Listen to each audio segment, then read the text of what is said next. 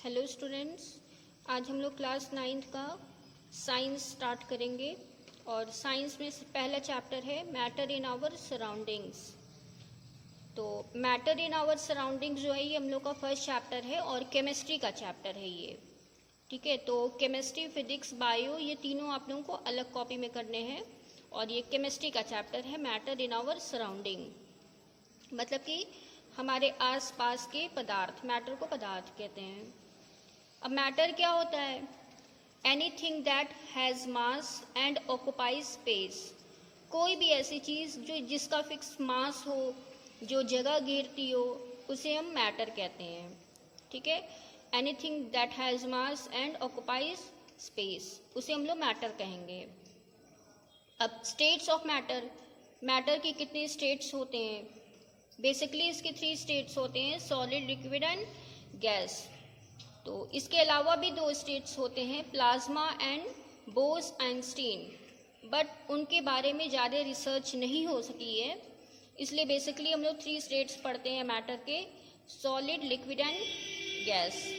अब solid, liquid, gas के बारे में आगे डिफरेंस पढ़ेंगे कि तीनों में कैसे डिफरेंशिएट हम लोग कर सकते हैं। तो उसको पढ़ने से पहले हम लोग एटम्स एंड मॉलिक्यूल्स जान लेंगे कि एटम्स एंड मॉलिक्यूल्स क्या होता है। अब देखिए, एटम जो होता है किसी भी मैटर का सबसे छोटा पार्टिकल होता है।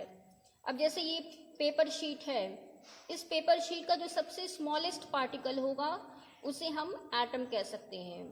तो किसी भी चीज़ का जो सबसे स्मॉलेस्ट पार्टिकल होता है उसे हम एटम कहते हैं। और मॉलिक्यूल्स क्या होता है? जब 2 या 2 से अधिक एटम्स कंबाइन होते हैं तो वे मॉलिक्यूल बनाते हैं। ठीक है, व्हेन 2 और मोर atoms combine they form molecule.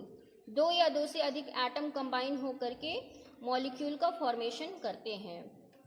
Atom का एग्जाम्पल हम लोग देख सकते हैं, जैसे कोई भी एलिमेंट आप ले लीजिए, हाइड्रोजन हो गया, हीलियम हो गया, तो ये सब क्या है? एटम है।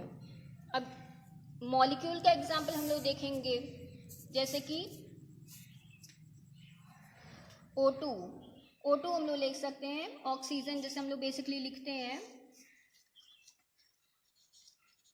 ऑक्सीजन तो वैसे आप स्पेलिंग जानते हैं, लेकिन अगर इसका सिंबल लिखना हो तो O2 लिखेंगे।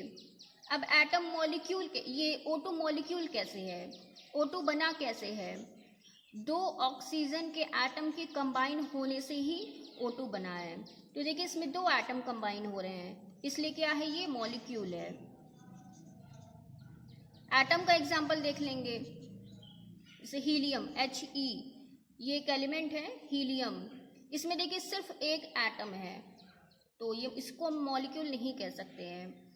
मॉलिक्यूल में और एग्जाम्पल आप देख सकते हैं, जैसे कि ओजोन आप जानते हैं, ओजोन लेयर पाया जाता है। तो ओजोन का फॉर्मूला क्या होता है? O3। अब O3 बना कैसे है? ऑक्सीजन के 3 एटम से के कंबाइन होने से ओजोन बना है। तो देखिए यहाँ पे 3 एटम्स हैं, तो यानी कि ये मॉलिक्यूल हो गया। आप अपने नोटबुक में, कॉपी में ये नोट्स बना सकते हैं, एटम, मॉलिक्यूल्स और ये मैटर क्या होता है, ये आप टॉपिक वाइज लिख सकते हैं, इसका एग्जाम्पल लिख सकते हैं, जिससे आपका अच्छा नोट तैयार हो जाएगा और आप एग्ज़ाम में अच्छे से पढ़ सकेंगे। तो ये एटम और मॉलिक्यूल हो गया। अब हम लोग डिफ्रेंशिएट करते हैं सॉलिड, लिक्विड और गैस के बीच में। तो सॉलिड, लिक्विड और गैस तीनों में डिफरेंस क्या है?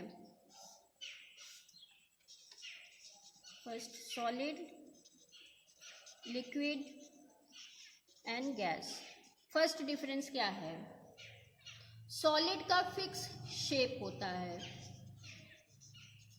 जैसे ये मार्कर है, इसका एक फिक्स शेप रहेगा। लिक्विड में क्या होता है? किसी भी लिक्विड का कोई फिक्स शेप नहीं होता है, आप जिस कंटेनर में रखेंगे वो उसका डिज़ाइन ले लेगा। जैसे आपने ग्लास में पानी को रखा तो वो पानी क्या करेगा? ग्लास का डिज़ाइन ले लेगा। उसी वाटर को आपने प्लेट में रखा तो प्लेट का डिज़ाइन ले लेगा। तो लिक्विड का कोई फिक्स शेप नहीं होता है, नो फिक्स शेप। इसी तरह गैस भी है, गैस का भी कोई फिक्स शेप नहीं होता है, आप जिस तरह के कंटेनर में रखेंगे वो उस कंटेनर का डिज़ाइन ले लेगा। तो फर्स्ट डिफरेंस दोनों में ये है। सेकेंड डिफरेंस क्या है कि इनके जो मॉलिक्यूल्स होते हैं बहुत ही क्लोज होते हैं। सॉलिड में molecules are very close, molecules या एटम बहुत ही क्लोज रहते हैं और इनके एटम्स के बीच में स्पेस नहीं पाए जाते हैं। लिक्विड में क्या होता है, एटम्स और मॉलिक्यूल्स आर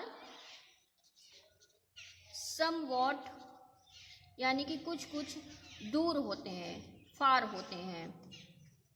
लिक्विड के जो एटम्स होते हैं कुछ दूर होते हैं, और गैस का क्या होता है कि atoms are very far. Atoms के जो गैस के एटम्स होते हैं वो बहुत ही दूर होते हैं।